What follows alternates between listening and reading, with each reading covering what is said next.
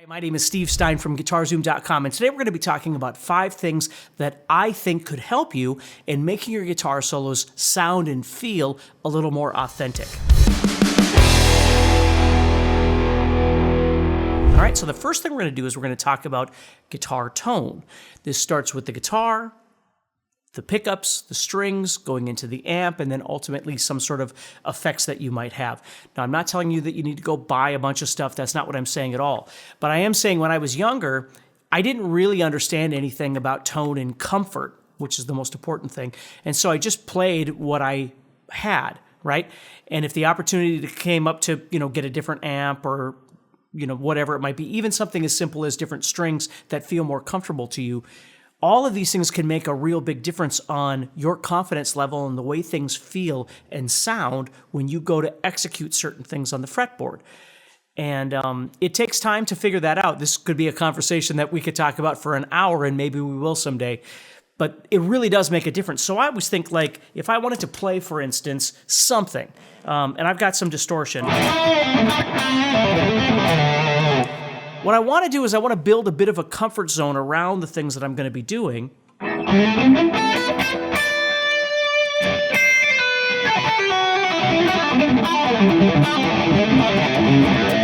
when I go to play, it feels good. The strings feel good, the neck feels good, and I do have a little bit of delay and reverb around me just to kind of give a bit of a comfort zone around me, a blanket, if you will, as I'm playing.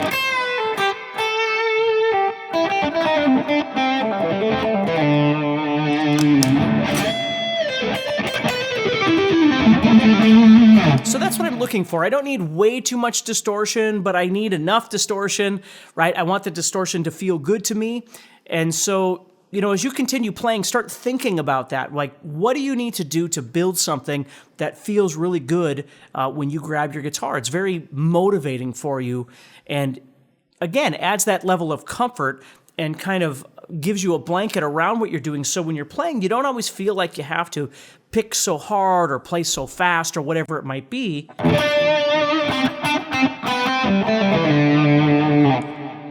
Okay, you create something that feels good to you.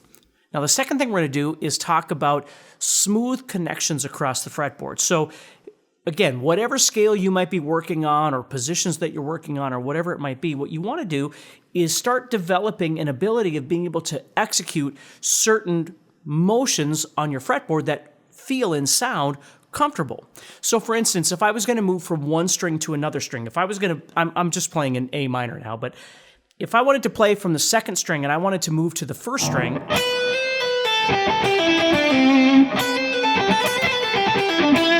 to the third string, for instance. And it doesn't matter what it is that I'm doing. You can play anything you want, but the most important thing is when you're playing, you're able to play from note to note on a string in however you want to, but make it feel and sound smooth. Whether it's, staccato or more legato sounding, and then connecting to another string. And think about that when you're playing, a lick or a pattern or something like that, maybe something that you've learned. And you try to connect it together across those strings or across the fretboard or whatever. You want to keep trying to figure out how to make that sound as smooth as possible. Certainly when you add in distortion into the mix, because it can get quite noisy. So no matter what it is that you're trying to play,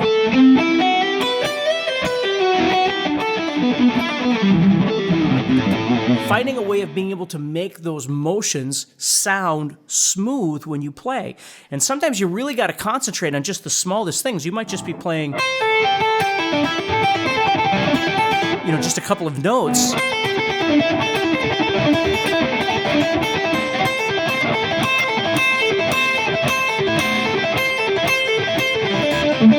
And try and figure out how to make that sound as smooth as you can.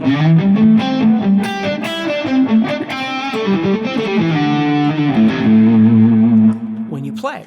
That leads into the third thing, which is what I'm just going to call isms.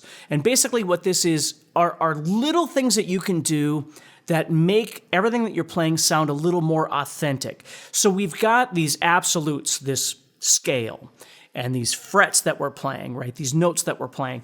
And what we want to do is we want to start learning how to manipulate those a little bit so they sound a little more interesting with what we'll call isms. For instance, simple ideas of being able to do some sliding.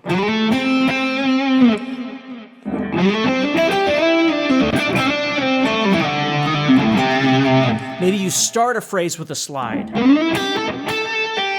or you end a phrase with a slide, or you slide in between a couple of notes to make it sound more interesting. Some more isms that you could do would be things like hammer-ons or pull-offs.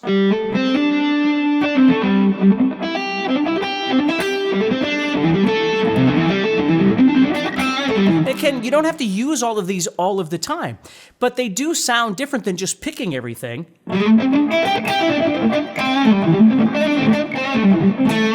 Okay, which leads into another one, which is palm muting. Like I use a lot of palm muting when I'm playing, where I might do a phrase and I start adding in palm muting to make it sound a little bit more percussive.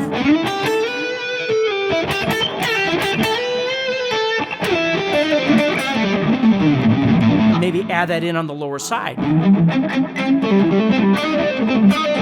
Again, whatever works for you. It doesn't make any difference. And then I would say the last two things would be bending and vibrato. So I love being able to do a variety of different bends, be it whole step bends or half step bends.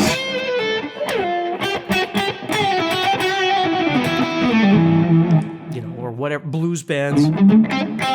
And then, of course, your vibrato. So these are all things that you can add in at different moments in time that just make everything sound more vocal when you're playing, as opposed to just playing a scale. You start thinking about how you can move in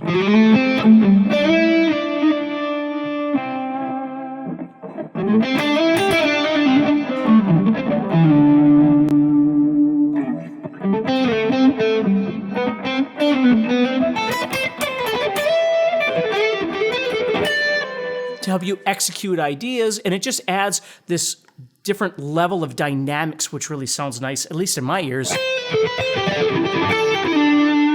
you can do different kinds of things to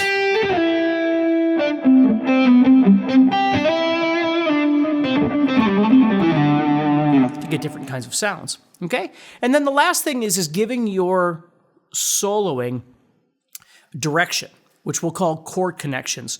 And I'm going to add phrasing in here as well. So chord connection is basically, if you're playing over a particular chord, what are some ways that you could try and connect to that chord? So for instance, if it was an A minor chord, really any of the notes that I'm playing right now would be notes that I could try and connect to or target or move my motion of playing toward. So if I was looking at this A minor 7 chord and I was playing, that note right there is part of this chord. Or if I went, that note is part of this chord. Now you might know your theory and know which notes you're talking about, and you might not, and that's okay either way. But I'm just saying it's something to think about a little bit versus just playing everything all the time. You start really trying to think about targeting or motioning yourself toward, oh, here comes A minor. Here comes G.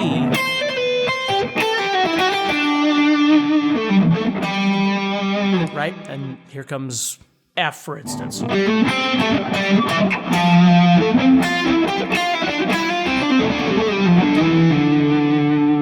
Back to G.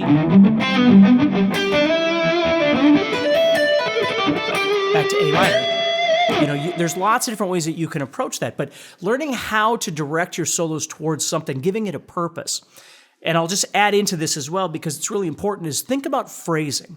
And for me, phrasing is kind of like when you're talking or you're writing, a story or something, you want the sentences to be different lengths. You want the sentences to end with different things. Everything doesn't end with a period. Sometimes there's a comma or an exclamation mark or whatever it might be. Very much the same sort of thing here. When you're playing, you might take a longer phrase and then follow that up with something a little bit shorter. And then maybe it might be even just 1 or 2 notes. And then you need something a little bit longer. But then you follow that up again with something shorter again. And again, if you think about the dynamics and all those things, you can add all of these in at various times to really make things sing. Ultimately, the best way to practice all these things is just grab a simple backing track off YouTube or whatever it might be. Certainly we have them at guitarzoom.com as well. Not something that's really involved, but something that's just, A minor chord all the way through, or A minor to G or something like that. And just start getting used to being able to move back and forth between. And here comes A minor again. And here comes G.